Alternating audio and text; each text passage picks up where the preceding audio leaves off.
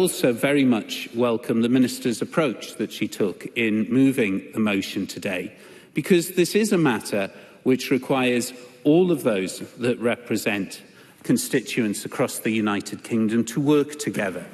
There is an interesting discrepancy, I would use the phrase, in the language between those who are seeking to flee from appalling circumstances in what would be their home country and their legitimate right to travel through safe countries to seek refuge elsewhere, as identified by the United Nations.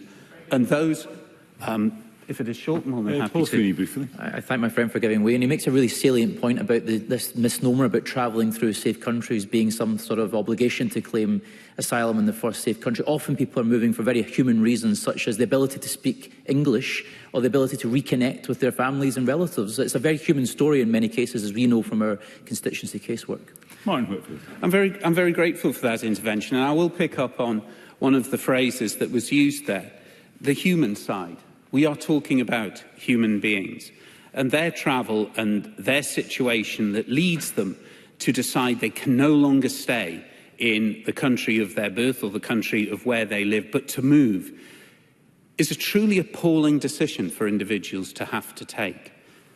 What frightens me, what scares me, what annoys me is those other humans who sue these people as a way of profiting, with very complex financial arrangements where families effectively borrow money from moneylenders at exorbitant interest rates with the expectation that the individual, if they make the journey safely, will reimburse them.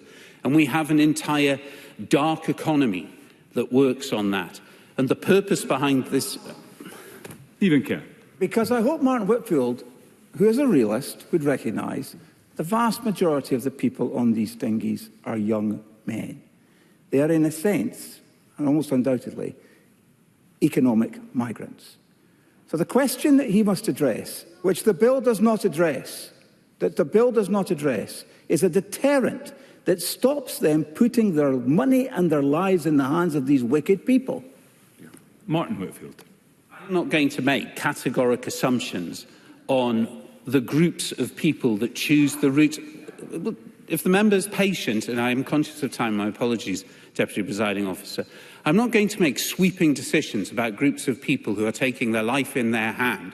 I would suggest if, and I'm not necessarily accepting this, the diagnostic of the gender of those people who are coming over, it is perhaps those people who are taking on that obligation to flee because of their own sexuality or whatever from a country and are seeking safety.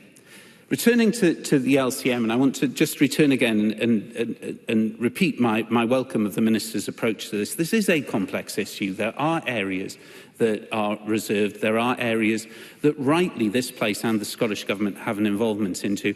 And I want to congratulate the Scottish Government on the way that they have handled this and the interaction that's occurred between themselves and the UK Government. And